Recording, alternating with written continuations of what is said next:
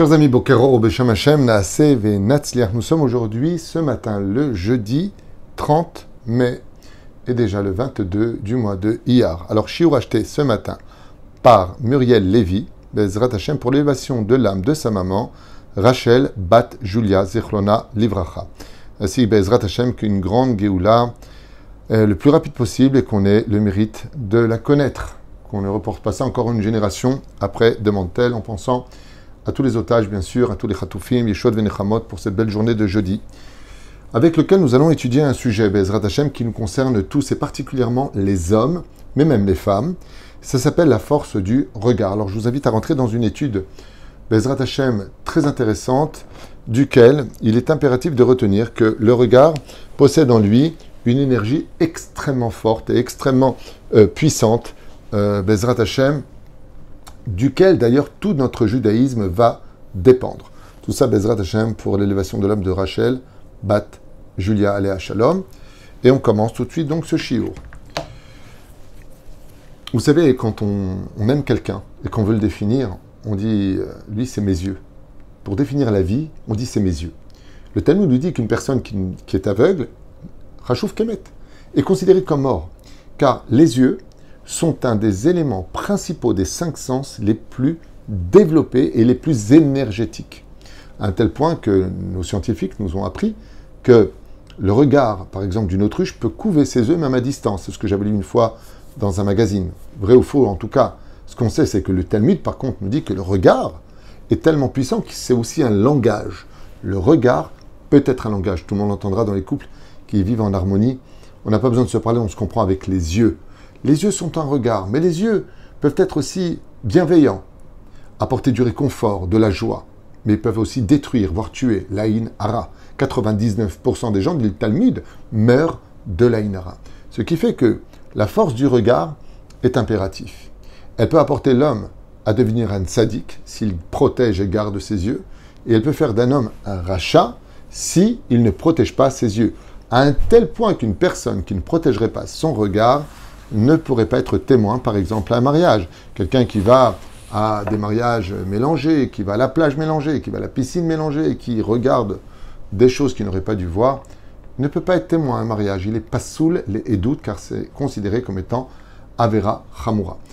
Bon, on irait d'Ivrei Chazal, qu'on retrouvera d'ailleurs dans un des enseignements d'un Gaon Ouzar qui s'appelle Rav Aaron Zakai, qui pose Kalacha. Areaya Chamura Shemival Ide Avera.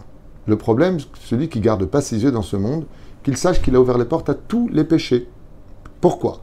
Parce que dès que les yeux voient, ils transmettent au cœur toutes les énergies d'émotions négatives. Tu vois quelque chose d'interdite, tu baisses les yeux, ton cœur te dit non, regarde, waouh, ça attire le regard. Prenons l'exemple stupide et bête, vraiment stupide et bête. Dans la vie d'un homme, où est-ce qu'il vit un homme quand il rentre chez lui? Fauteuil, table, lit. Peut-être un peu plus à droite, un peu plus à gauche, peut-être le jardin, peut-être la mirpesset, vous savez, le balcon. Mais dans le tachlès des choses, est-ce qu'on a vraiment besoin d'une super belle grande maison avec des richesses incroyables, une montre, qui vaut tellement d'argent? Est-ce qu'on a vraiment besoin de ça? Ou on avait juste besoin de savoir quelle heure il est? Pourquoi des gens dépensent tellement dans les voitures, dans les montres, dans les maisons? Pourquoi? Tu vas dans un restaurant de luxe. La bouffe, c'est la bouffe, ok. Peut-être guttural, c'est waouh. Mais pourquoi payer autant d'argent alors que ça lui a coûté à lui juste un bout de poisson, un bout de je sais pas qui, pas quoi? Pourquoi payer autant? Parce que la vue, waouh, elle est incroyable. Tu vas payer pour ça.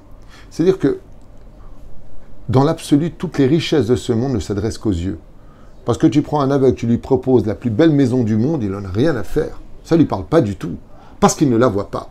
Donc pourquoi est-ce qu'on se ruine à faire des mariages avec des décorations, mais de folie, pour le regard d'un moment? Waouh, c'est ça la salle, elle est belle. Prends une photo pour éterniser un regard qui risque de passer. Futile. Alors je garde la photo pour dire, regarde comme c'était beau. Quand on observe que le monde n'existe que pour les yeux, pour un beau regard, une femme peut envoûter un homme, parce qu'elle a un beau regard.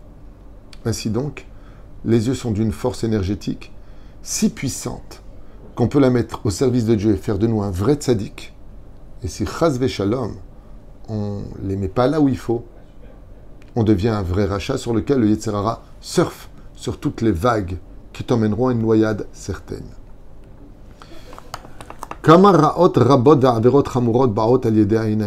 Combien seraient innombrables les fautes et les méfaits qui viendraient malheureusement de nos yeux. Pourquoi? Parce que le Créateur du monde voit le monde par tes yeux. Et toi, tu peux voir le monde par les yeux de Dieu. Si tu mets ton œil dans les yeux de Dieu, tu peux voir la Géoula à chacune des épreuves et cesser d'être en dépression ou dans la tristesse. Mais pour cela, il faut avoir des yeux propres. Si tu regardes des choses incestueuses, tes yeux automatiquement t'emmèneront à pécher. Car plus tard, étant donné que ce que tu regardes est archivé dans une de tes neurones, le Yetzer Hara a le droit de les désarchiver quand il le voudra et de te faire fauter la nuit ou face à une personne duquel tu aurais pu résister, mais tu n'en as plus la force parce que tu n'as pas protégé tes yeux. Olideir uravera gadol avono. Et malheureusement, combien les gens ne font pas attention à cela. À force de regarder, au début, on prend ses distances, ensuite on se rapproche et nos yeux nous font tomber. Dans le 13e chapitre de Shoftim, on nous parle de Shimshon Agibor. Tout le monde connaît ce fameux Shimshon, Samson et Dalila. Qu'est-ce qu'a fait tomber Samson? Ses yeux. Il a vu Dalila, il a dit « Waouh, comme tu es belle !» Il a juste oublié qu'il était juif, qu'il avait une mission à accomplir et il s'est laissé transporter par la beauté de Dalila. Qu'est-ce qui a fait tomber Korach, dit le Zohar Kadosh? Ses yeux. Il a vu Moshe Rabbeinu, sa grandeur, son honneur, sa richesse, sa notoriété. La jalousie vient aussi des yeux. Le mauvais cœur vient aussi des yeux. Quand on a des yeux qui jugent tout le temps les autres du mauvais côté, qu'à les critiquer, c'est toujours de leur faute. C'est parce que tes yeux sont pourris. Tu vois le monde à travers ton reflet personnel que tu retransmets sur l'horizon qui apparaît devant toi. Comme le dit le Talmud, Kol aposel bemum aposel. Celui qui voit que le mal chez les autres, celui qui ne voit que le mal sur terre, est quelqu'un qui a du mal dans ses yeux. Donc à force de voir du mal, tu deviens mal. Vous savez, quelqu'un m'a dit il n'y a pas longtemps, le monde est pourri, le monde est ceci, le monde est ceci. Je lui dis, qu'est-ce que tu vois comme film? Que des films de guerre. Effectivement, oui, le monde est pourri comme ça. Mais il y a aussi des naissances, il y a aussi des bar mitzvot, il y a aussi des mariages, il y a aussi tellement de belles choses à côté de tout cela. Il est très important, surtout dans notre génération, d'éviter de regarder des choses terribles, parce que ça influence par le regard. Après, on n'endort pas, on n'est pas bien, et on ne sait même pas pourquoi. Et même si maintenant tu dis, j'ai regardé, je ne faute pas. Rien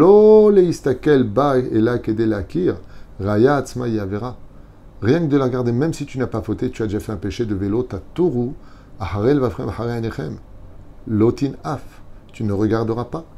Pogem beinaye nishmato, car rien ne peut toucher, écoutez bien ces mots-là, ils sont très forts. Rien ne peut toucher directement l'âme du juif que la force de ses yeux si il ne les met pas là où il faut.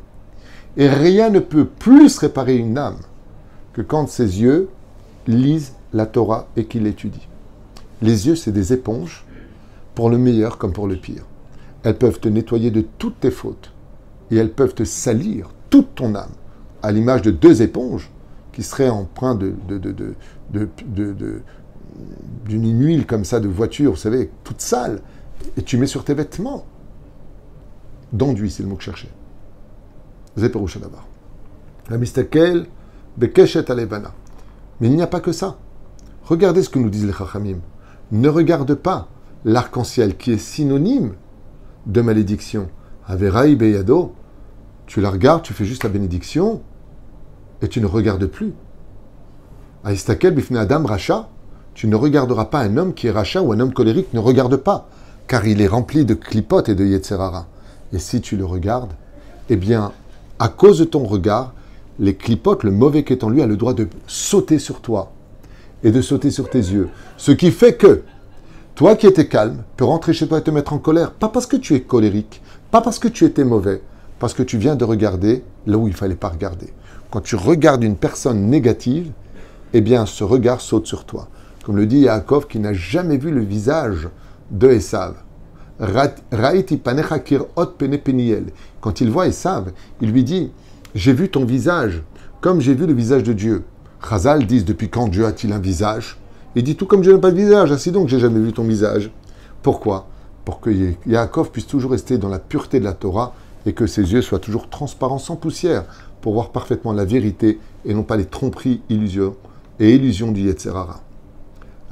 Adam, asurlo pogem, bechol shekem mifnei goyim, valulim, comme ces personnes colériques ou des gens haineux des nations du monde ne regardent pas leur visage, même pas à travers une télévision, comme l'avait rappelé le Rav Ovadia Yosef, que non seulement pour un juif, les chrétiens font ce qu'ils veulent, les non-juifs font ce qu'ils veulent. Je ne m'adresse pas à eux dans ce que je dis, je m'adresse à mes frères juifs selon la halakha. Le Rav Ovadia, il dit non seulement c'est strictement interdit de rentrer dans une église, mais même dans un film où on voit des gens qui rentrent dans l'église, les regarder par l'écran, c'est assourd. Sans vexer personne, chacun fait ce qu'il veut. Je parle pour nous dans nos lois à nous. Pas qu'on fait du mal.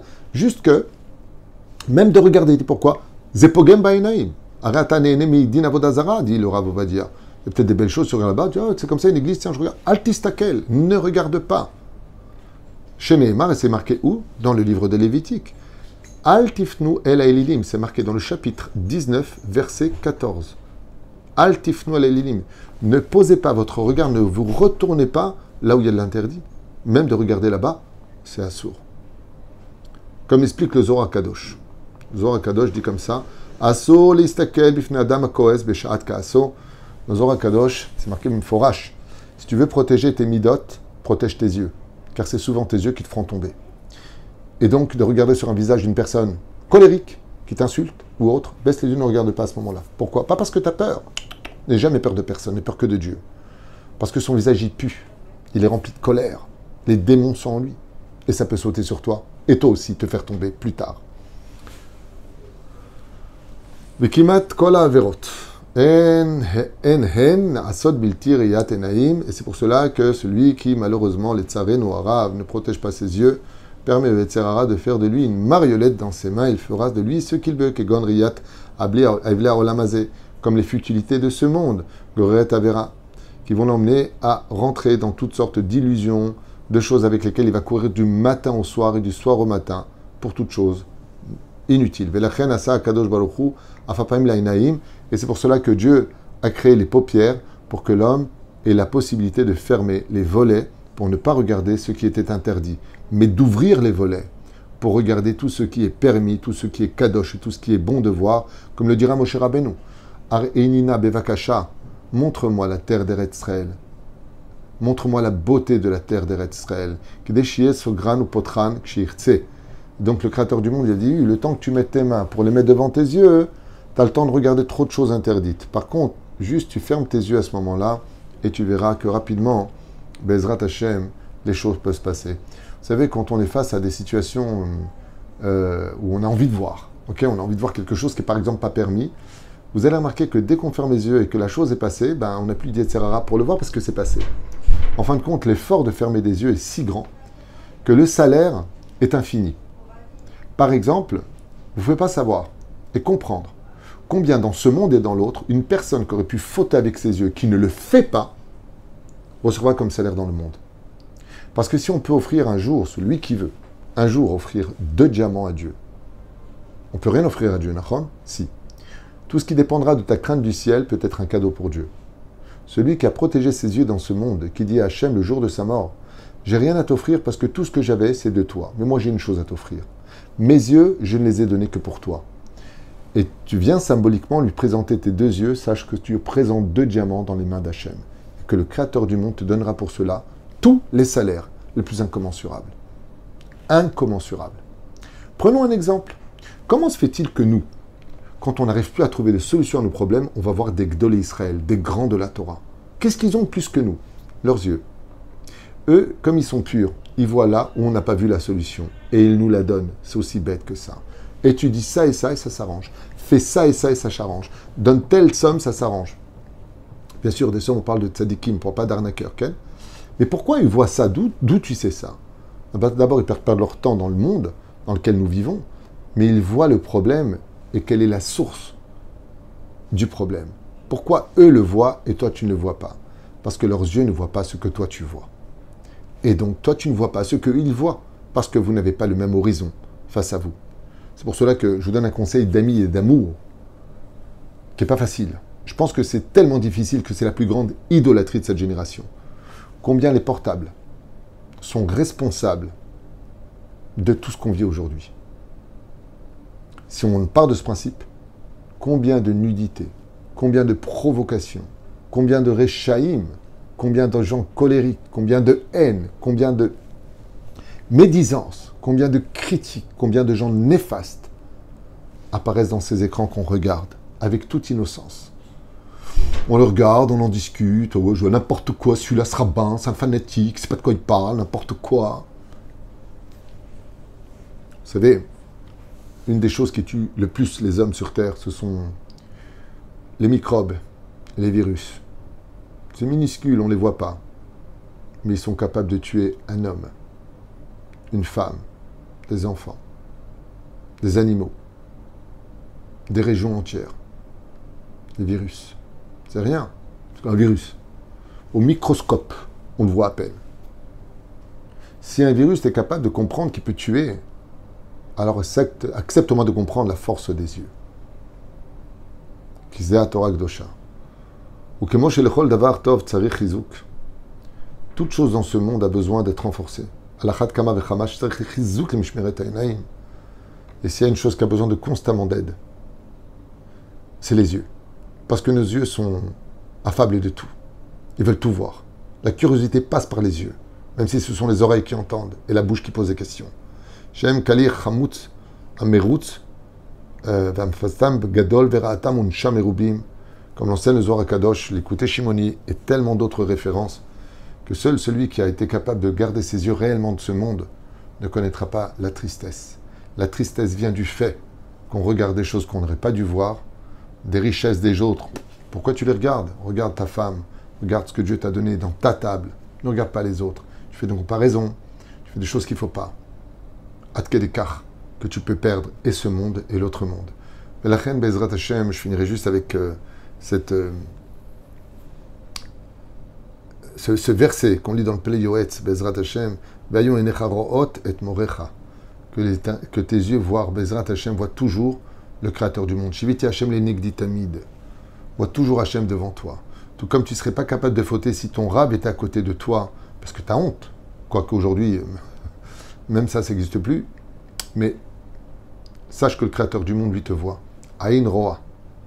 Ozen shomad. Vechol ma'asecha besefer nirtavim. Les yeux de Dieu te voient. Vous savez, je finirai encore avec une dernière petite phrase. Quand une personne décède, on lui ferme les yeux. Et pourquoi? Parce que les yeux continuent à voir après la mort. Quand une personne décède, il s'élève.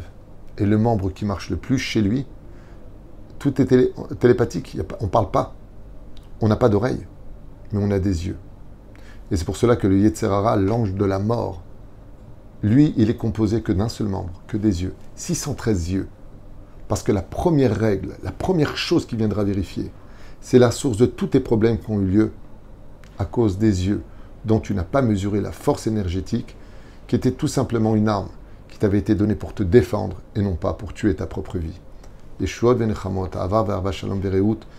Partagez vraiment ce chiour, surtout que l'été arrive et qu'on doit tout faire pour protéger nos yeux, Bezrat Hashem, pour les accorder comme deux diamants devant le Créateur du monde. Kol Tov et Litraot.